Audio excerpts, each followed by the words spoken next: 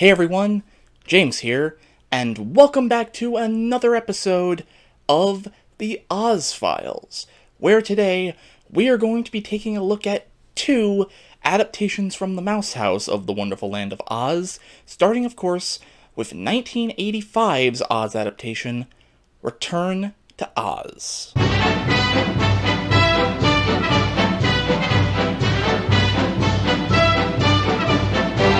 Now, Walt Disney, his company, and The Wizard of Oz actually go a lot further back than you might expect, even going as far back as the 1939 classic itself. You see, back during production of The Wizard of Oz in 1939, they were really trying to nail down the looks of the various characters, which includes the Wicked Witch of the West. And the original concept that they had for the Wicked Witch was for her to be almost modeled after the evil queen in the recently released Snow White and the Seven Dwarfs. That's why they originally had not casted Margaret Hamilton, but Gail Sundergaard. Eventually, they came to the conclusion that their Wicked Witch needed to be ugly, so they switched it up from the evil queen to the ugly hag. No potions required.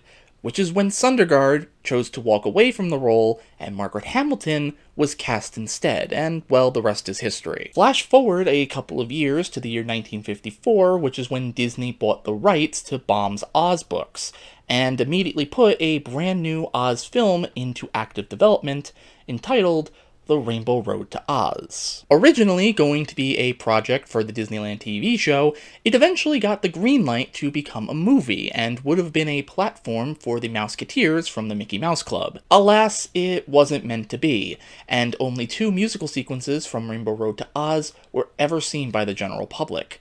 Oddly enough, going full circle and appearing on the Disneyland TV show, in the episode entitled 4th Anniversary Show, which you can find clips of on YouTube. But it is then that our story then flashes forward another couple of decades to the 1980s, when the idea of another Oz film is brought up again to creatives at the Walt Disney Studio. Seeing as they were due to lose the Oz rights, and presumably also wanting a return on investment from so long ago, Disney put Return to Oz into production, which at the time Disney stressed was not going to be a sequel to the MGM Wizard of Oz. Which could be true, but certain aspects of Return to Oz would go against that statement.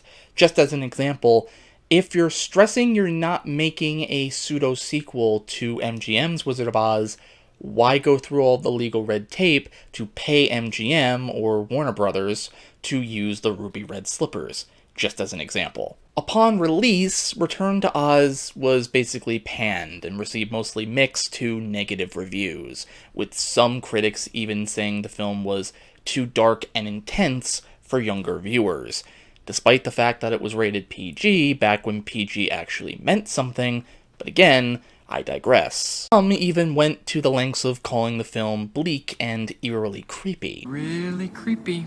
But what did I think of Return to Oz? Overall, I really enjoyed this one. This was definitely a highlight for me.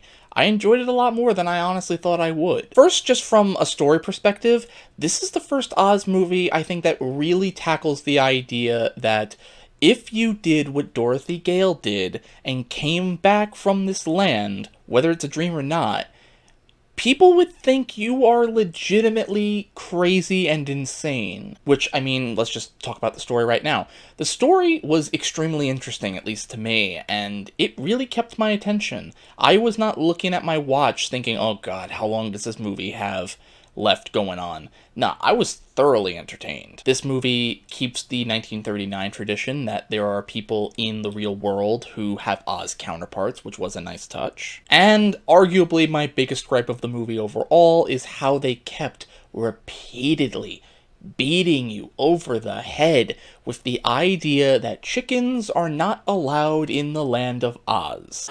Yokos! And what does it all lead to? The idea that a chicken egg is the only thing that can kill the Gnome King. Well, that's just lazy writing. But for now, let's transition into talking about the performances of the characters. Standout performances in this film, but the 2 highlights are definitely Dorothy and the Gnome King. First, let's talk about Dorothy. Now, Dorothy in Return to Oz is a lot younger than she was in the 1939 movie. She's a lot closer probably to the age of Dorothy in the original books.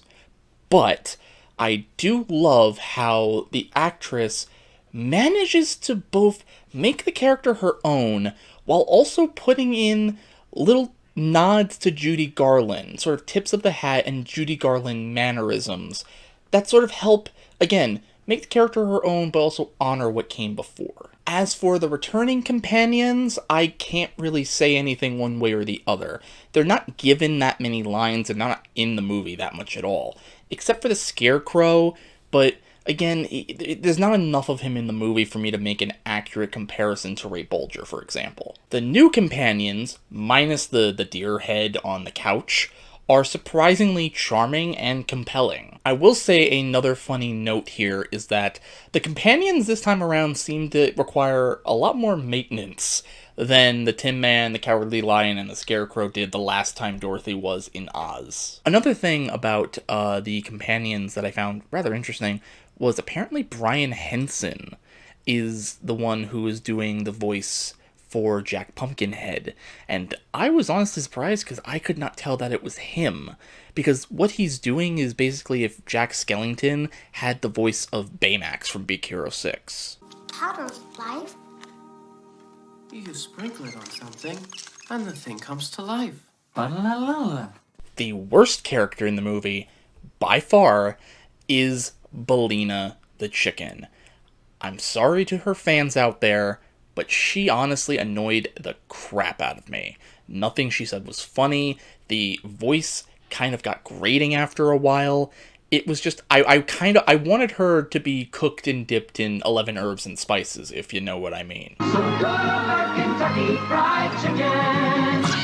I do want to mention this, and this kind of goes for the movie overall. I really didn't find anything in this movie quite scary. I didn't find Mombi all that scary. The Gnome King I found surprisingly charming and not really, kind of threatening, but not in a sort of scary way. And I'm sorry, I did not find the Frank Gorshin Riddler laughing Wheelers to be that scary at all.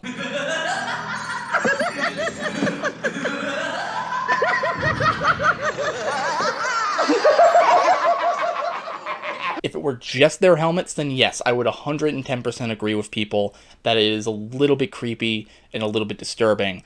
But when they give them actual faces, nah, they kind of lose all of that scare value for me. They shouldn't have had faces at all, because the helmet designs, which are the people's faces, that stuff is amazing. That looks really good. Let's quickly touch upon the overall visual effects of the film and the overall design of everything in the movie. First off, a lot of this movie uses claymation, and the claymation done by Will Vinton is really well done. It's very well executed in the backgrounds where it's not distracting, and it holds up incredibly well. The makeup work, especially on the Gnome King, is again really, really good, and I love the subtle nature of it, that he starts off as a rock, but slowly and slowly becomes more and more human as less people believe in Oz. And actually, the one thing I will criticize, though, is for a movie that has such visually distinct locations, again, the Gnome King's lair and Mombi's castle, their Emerald City is kind of a letdown. It uses a lot more silvers than greens, which may have been them trying to dodge legal ramifications from MGM or Warner Brothers. But yeah, it kind of just looks generic. Overall, I really, really liked this movie. This was kind of a surprise. So, speaking of surprises, let's see where it lands on our tier list. Alright everyone, here we are back at our tier list once again. And I really am going to probably surprise a lot of people here, but Return to Oz is the first one in our, Oz Files series here that I am going to rank right alongside the original Wizard of Oz. Return to Oz is S tier. So yeah, Overall, again, really enjoyed the movie. This is one of the few movies I did not buy ahead of time a physical copy of. I watched it on Disney Plus, and after watching it, I am probably very convinced to actually go ahead and buy the movie. But with that, I will pass the question now on over to you guys. What did you think of Return to Oz? Did you like some of the things that I hated? Did you hate some of the things that I liked? Comment below and let me know. But for now, let's transition to the second movie we are talking about today, which is Oz the Great and Powerful.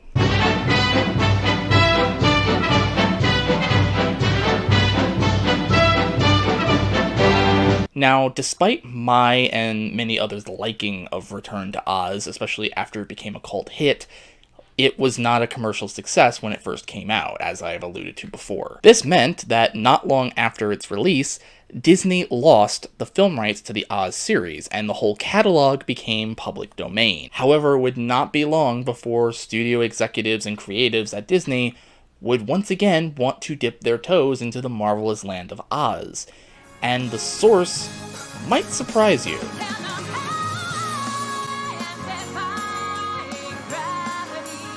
Now, I'm not going to dive into Wicked that much right now, but really, all you have to know is around the same time as Wicked's rise to fame, screenwriter Mitchell Kapner wondered if he could do something similar with the wizard himself. And in 2009, Disney officially greenlit Oz the Great and Powerful.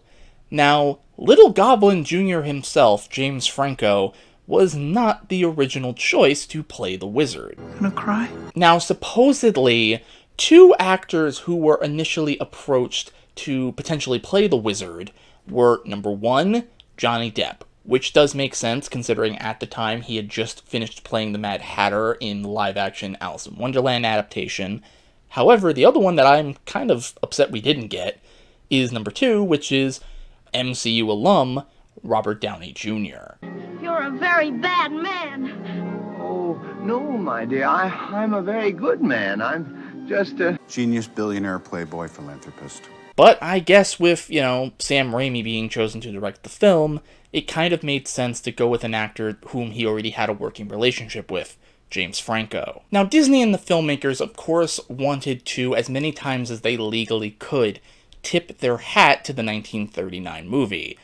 And while I could go over many of the legal hoops that Disney's PR and legal department had to jump through in order to actually kind of do it, sort of, I want to at least mention some of the highlights. Such as, did you know that Margaret Hamilton's shade of green is technically copywritten? Well, apparently, it is. So Disney had to concoct a similar, but legally distinct, shade that they called Theostine, which is a mashup of the character's name Theodora and the famous monster Frankenstein. However, the one that I think is the most interesting is in October of 2012, Disney of course filed their trademark for what the movie's title was, which is Oz the Great and Powerful, and about a week later, Warner Brothers attempted to file another trademark for the Great and Powerful Oz. It was, of course, denied because Disney a week earlier had filed a similar trademark,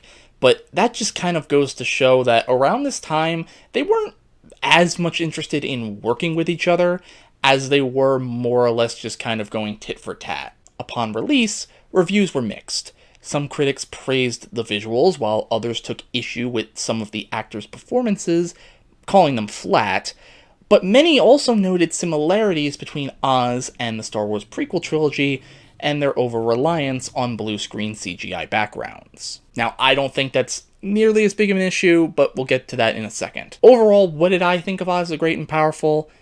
Unfortunately, I do not have nearly as much to say about this one as I did with Return to Oz. It's okay, it exists. It's not bad, but it's also not as good either, especially coming off of the high that was, again, Return to Oz. It's pretty much your basic prophecy meets liar revealed story. And let's just start at the top, which is James Franco as the wizard. Man, was this casting not very good. No hate to James Franco, I am sure he is doing what he was told to do, but he's not a good fit for the role. He's not good at playing a hustler. When you look back to the original Wizard of Oz with Frank Morgan as the Wizard and Professor Marvel and the Wizard are fast talkers. They're con men. You need somebody who can play this sort of, I'm not going to tell you the truth, I'm going to tell you a story that will make you want what I want you to want without you knowing it's what you want. But I just don't really think James Franco pulls it off that great. It kind of just feels like a bad high school play. Like, little Scotty got into his father's wardrobe and is trying to play adult. His acting just comes off as stilted and, yes, a little bit bland. And yes, that does kind of extend to a lot of the other cast as well. However, I will briefly highlight the other main character of the movie, which is Theodora, which is played by Mila Kunis. Mila Kunis, I think, is probably some of the best acting in the film. Granted, that's not really a high bar. And again, there's not a character that I hate. But yeah, let's just talk about the elephant in the room and talk about her Wicked Witch of the West. I don't know what they were thinking with the design of the witch in general. When you look at Margaret Hamilton's Wicked Witch, yes, I'm sure they probably put a prosthetic nose, prosthetic chin, but at the end of the day, it's still her. It's still her face. I don't know what the decision was to make it so that she was wrapped in this prosthetic. And again, if we're talking about Sam Raimi, who of course directed this film, let's sort of do a comparison with the Green Goblin. A lot of people, even if they like the Sam Raimi trilogy, will say they didn't like the mask for the Green Goblin. I personally did, but that's neither here nor there. However, flash forward to Spider-Man No Way Home, where the Green Goblin, played by Willem Dafoe, is, the main villain. They smash the mask, and they allow Willem Dafoe to use his face to become the Goblin. And so, yeah, I think not many people would be hating on Mila Kunis as the Wicked Witch of the West nearly as much if maybe they allowed her to use more of her face to become the Wicked Witch of the West and not rely so much on heavy prosthetics. Visually, yeah, the movie is beautiful, and I do love the touch that the movie starts in 4:3, and when he gets to Oz, it expands. It's a nice play on that trope from, again, the original Wizard of Oz. One thing I will note, though, and I noticed this on this watch around, if you have the subtitles on the Blu-ray, pay attention to the color of the subtitles, because in the black and white era, they are white, but as soon as the movie transitions to color, they're yellow. Nice touch, whoever was making the Blu-ray. But yes, again, overall, visually, I like it. I like the way it looks. I like the realms and the world of Oz that this movie creates. Their Emerald City is a lot better than Return to Oz's, so, that's a point in its favor. But yeah, that's pretty much all I have to say on Oz the Great and Powerful. Let's see where it lands on the tier list. And yeah, let's just get this out of the way. Oz the Great and Powerful, I feel the same way about it as I did the Wiz movie. So yeah, they're C tier. It's an average, again, run-of-the-mill, liar revealed prophecy story. And it works, it's told competently, but again, just coming off of Return to Oz, maybe I put on a unrealistic expectations on this one. Again, I didn't hate it, but I also didn't love it either. But again, with that, I pass the question off to you. What did you think of Oz the Great and Powerful? Did you like it more than I did? Did you hate it more than I did? Comment below, let me know. And until tomorrow, guys, gals, and my fellow VEDS-ies, I will see you tomorrow.